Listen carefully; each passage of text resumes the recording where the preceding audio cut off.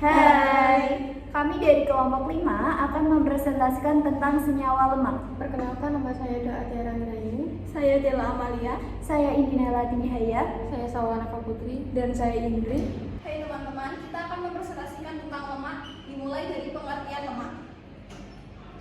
Lemak adalah salah satu senyawa organik golongan ester yang banyak ditemukan pada tumbuhan, hewan, dan memiliki peran penting bagi kehidupan manusia berupa lemak.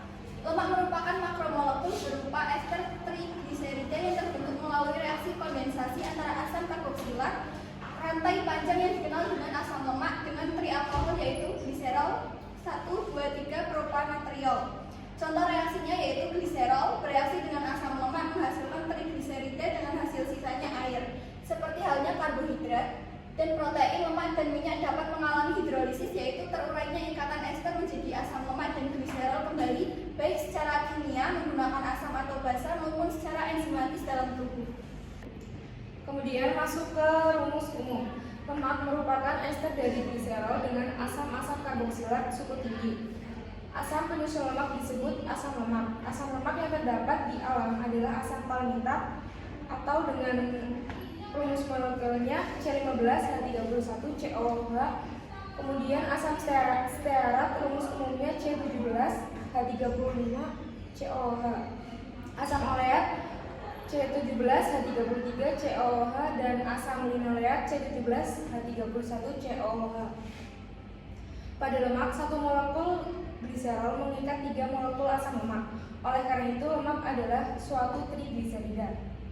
Nah, untuk rumus umum lemak seperti yang ada pada gambar di sini, di mana R1, R2, dan R3 adalah rantai hidrokarbon dengan jumlah atom karbon dari 3 hingga 23. Tetapi yang paling umum dijumpai adalah 15 atau 17. Lemak yang terbentuk dari sejenis asam lemak R1 sama dengan R2 sama dengan R3 disebut lemak sederhana. Sedangkan yang terbentuk dari 2 atau lebih jenis asam lemaknya disebut lemak campuran.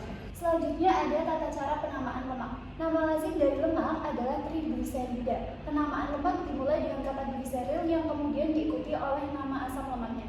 Di sini ada contoh yang pertama di bagian awal dia ada rumus umum dari lemak. Nah, setiap ada rumus umum dari lemak, maka di awalnya diberikan nama gliseril. Lalu selanjutnya kalian fokus ke rantai induknya. Karena di sini ada 3 rantai induk dengan nilai yang sama, yaitu C17 dan H35, itu disebut stearat. Dan yang sebelahnya ini ada rumus umum dari lemak, dia berarti awalannya ada nama gliseril. Nah, di bagian rantai induknya dia ada 3 rantai induk dengan jumlah yang sama, yaitu C17 dan H33. Itu disebut oleat, maka dinamakan gliseril trioleat. Kenapa ada tri? Karena ada 3 rantai induk. Nah, selanjutnya berarti 2 ini disebut lemak sederhana. Kenapa lemak sederhana? Karena setiap rantai induk memiliki struktur molekul yang sama. Yang selanjutnya ada contoh yang ketiga. Yang contoh ketiga di bagian sini ada rumus umum yang disebut gliseril. Karena setiap asam lemak memiliki rumus umum, maka penamaan awalnya diberikan nama gliseril. Lalu kalian melihat di rantai induknya. Di bagian sini ada 3 rantai induk yang berbeda.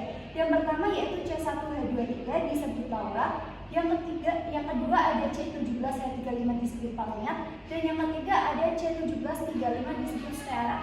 Nah, semuanya disebut gliseril lauros palmio stearat. Ini dinamakan lemak campuran. Kenapa dinamakan lemak campuran? Karena pada rantai induk memiliki C karbon yang berbeda.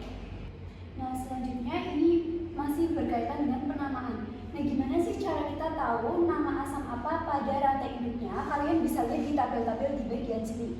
Yang pertama, biasanya kan rumus molekul yang kita cari seperti C12, P24, dan COOH, berarti itu dinamakan asam laurat. Dan pada rumus molekul C14, P28, COOH berarti dinamakan asam miristat. Nah, yang selanjutnya ada rumus molekul C18, H34, COOH dinamakan asam oleat. Pada rumus molekul C16, H32, COOH, nama asam lemak menjadi asam taurin. Dan pada rumus molekul C18, H3 selanjutnya, rumus molekul C18, H36, COOH dinamakan asam stearat. Dan pada rumus molekul C18, H30, COOH dinamakan asam inolenat. Selanjutnya ada penggolongan lemak. Penggolongan lemak itu ada 3, yaitu yang pertama ada lemak yang berasal dari asam lemak dan gliserol.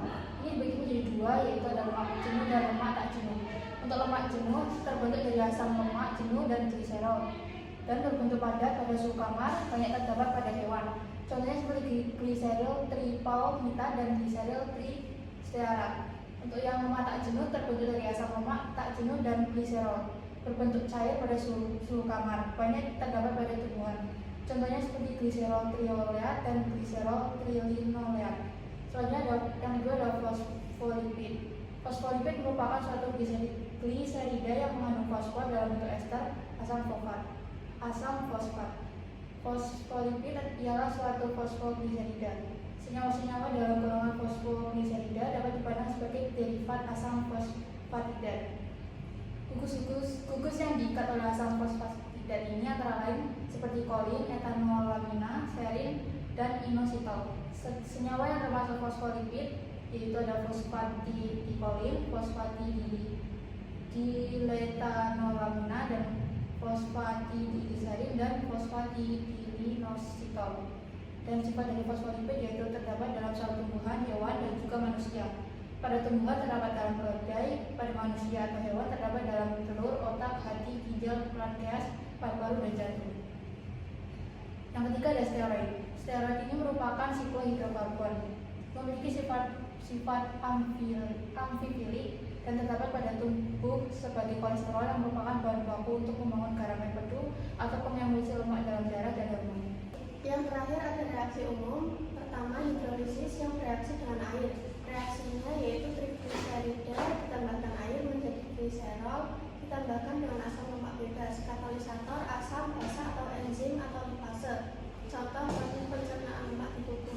Yang nomor kedua ada saponifikasi yaitu reaksi dengan basa kuat. Reaksinya trigliserida ditambahkan NaOH atau KOH menjadi gliserol ditambah sabun atau garam natrium atau kalium dari asam lemak. Catatan ini adalah dasar dari pembuatan sabun. Yang ketiga ada hidrogenasi yaitu reaksi lemak tak jenuh ditambahkan dengan H2 menjadi lemak jenuh yang berbentuk padat. Katalisator logam misalnya nikel. Contoh minyak cair diubah jadi margarin padat.